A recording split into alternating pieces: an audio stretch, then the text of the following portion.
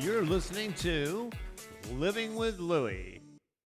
Hi, and welcome to this week's edition of Living with Louie. And today I want to talk about the importance of doing your own research and being careful about some of the things that you will see that that don't necessarily have any types of research or any type of scientific data to support it. They are oftentimes opinions, and some of them are actually opinions that could cause some harm to people. So I know that for me, when I first was diagnosed and I started looking around, everything spelled that this was going to be the disease that would eventually lead to my demise. And I have since found out that there's a number of things that I can do to help myself. But I think the most important thing is that before you start to follow advice that does not come from a medical professional, is to research what it is that your particular symptoms are. And there's a number of good places that you can go and get plenty of information on just about any part of anything to do with Lewy body. Certainly, the Lewy Body Dementia Association, they have all kinds of free material that's available. They also have occasionally they will have webinars. Recently, they had one that I attended talking about vision and effects that the Lewy body can have on your vision. And I particularly wanted to hear about that because that's one of the areas that I am have had some difficulty with is having blurry vision from time to time. And that perhaps the thing that was going to be needed for me to get some answers with regards to my vision was to seek out a neurological ophthalmologist, and perhaps that is the answer there. I think that you have to do your own research and try to find answers that you know you can trust, and B, that are going to be addressing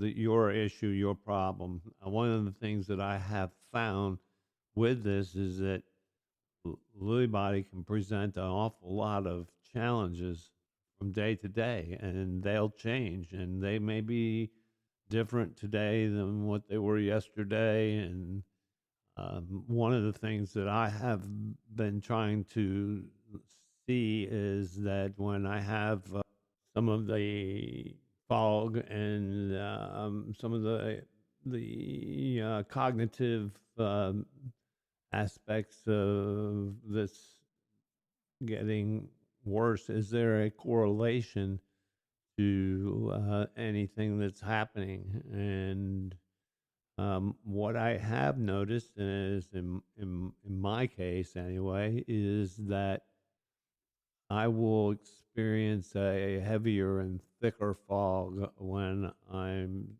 getting fatigued and tired. And then it's time to do what my friend says is rest and reset. And So that's, I think, for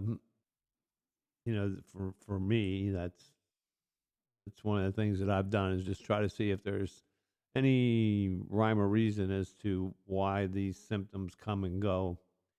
I was reading in one of the Facebook feeds that I belong to, um, is something that someone wrote that said they think that it's important to be part of your own self help healthcare for as long as you can. I couldn't agree with that more. And it says that she goes on to say that she knows that she wants to keep doing that. It gives her a sense of accomplishment, and she wants to continue to do it for as long as she can. I could not agree with this post anymore if I had to, because I know that for me, it might have taken me a little while to buy in to some of the things that my physical therapy, occupational therapy, speech therapy team, um, some of the things that they were trying to convey. But I can tell you that now I'm almost a year into uh, this program with this group of therapists, and they have made a huge difference for me in my mobility, my balance, my independence. They can't do anything about the cognitive loss, and that's something that no one can do anything about. Um, However, you can fight it on the physical front, and there's plenty of research out there that supports um, activity, physical activity, and um, these larger movement exercises, dance. There's lots of research out there that supports that. So um, I would say that if you're reading something on a Facebook feed and someone is giving you advice or giving some type of advice, then I would certainly do my homework to find out whether or not there's any validity to the what they're recommending. I know that there's certain medication that you want to avoid. I know that one of them is Haldol, and recently I saw in one of the feeds someone's loved one talking about um, how they were given Seroquel and Haldol, and they wondering why things were getting a little worse. And the research that I found, or those are two things that maybe should be avoided with Lewy body. And so I, if a doctor wants to prescribe me a different medication, again, I'm going to do my research, and I'm also probably going to question what benefit there is to me and what are the risks to me. Um, there's no substitute for taking some time and doing a little digging. There's an old adage that says knowledge is power, and there's a lot of truth to that statement. And I have found that doing the research and taking the time to do a little digging around, it certainly has given me answers to some of the things that I experience, and has given me some peace of mind that came with understanding what was happening to me, why those symptoms were taking place. I had mentioned that the Lewy Body Dementia Association was a good resource for information and trustworthy information. They have a lot of links up. They have some of their past webinars are posted there, and another place that you can look at is the NIH, or the National Institute of Health. They have a lot of information, and then there's PubMed. PubMed's a little bit more difficult to surf around because you have to be kind of very specific as to what you're looking for um, when you enter into the search uh, engine. But with a little bit of of digging, you can usually find what it is that you're trying to research. They're a good source. There's Lewy Body Australia, which has information out there that I've certainly enjoyed reading. Well, that Lewy Body Canada, I believe, is the way. Let me make sure I'm giving you the right Lewy Body Dementia Canada. Um, that has some information, some good information as well.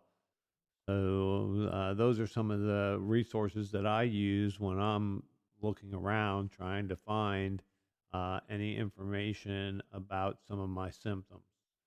I I recently did an episode with Jacqueline, and that's one of the things that Jacqueline was saying as well, is that she does a lot of her research into her symptoms before she starts. She tries to make sure she's understanding, and that's, I think, when you can understand what's happening to you and why that's happening to you, that sometimes I think makes it a little easier to cope with those circumstances. At least that's one of the things that I've found is it gives me a little bit of peace of mind, if you will, to know that what's happening to me, there's a rhyme and reason for that to be taking place. The Dementia Action Alliance also has a a booklet that you can actually download in PDF format off of their site, and that site I will give you for the Dementia Action Alliance is, let's see, let me make sure I give you the correct information here. At the daanow.org is the site where I found this Pathways to Wellbeing with Dementia. It's a pretty comprehensive manual talking about the different types of dementia, and will answer a lot of questions that you may have. It's so these are some of the places and some of the resources that I go to when I go searching for information that's going to hopefully provide me with some of the answers that I seek, so that I have better peace of mind. And so I certainly would tell you that I don't think that there's any substitute for doing your own research and having some type some sense that the information that you're getting is from a credible source, because I do know that I have seen plenty of suggestions out there of things that will supposedly cure this disease. However, all the science that's out there says there is no cure for Lewy body. There's not even a complete understanding of. They know what it is and but how it develops. Um, I the research is young on this, and so uh, I would make sure that, like I said, the source of your information is credible, and you're getting the information that you need. There is no cure for Lewy body, and so some of the claims that are out there, you have to be careful for, and I think that's true with other things in life too. I mean, my goodness, you can get all kinds of misinformation these days, um, and there's all kinds of claims that are made that this will do this and this will do that, and a lot of them are would you call it, snake oil, if you will. There's They're coming from a source that just really is peddling their product and not really with any regard for anyone getting misinformed and potentially harming themselves with the information that they've been provided. So I would just ask you to be very careful and do your research. There's no substitute for doing your own research. Another great site that I found that you can go to get some information is also the lewybody.org. It's at www.lewybody.org. And there's a lot of information available there as well. So what I've tried to do today is share with you some of the places where I go to do some research, and give you a little bit of maybe an outline, if you will, of some of the things that I've seen and some of the reasons that I totally support the importance of you doing your own research and seeking out your own answers from a credible source. There's no substitute for that. With that, we're running a little short on time. So we'll catch you next time on Living with Louie. Please remember, folks, that we are 100% voluntarily funded by our listeners. So please go to the link at the bottom of your favorite podcast provider, and you'll find a link there that says support the show, or you can find us on GoFundMe under Living with Louie podcast, and every dollar counts, and every dollar helps. So please take a minute and go in and support the show. We certainly would appreciate it. The only thing we try to do is cover our operating costs and equipment maintenance costs. So we thank you and have a great day. We'd like to thank you for joining us for this edition of Living with Louie.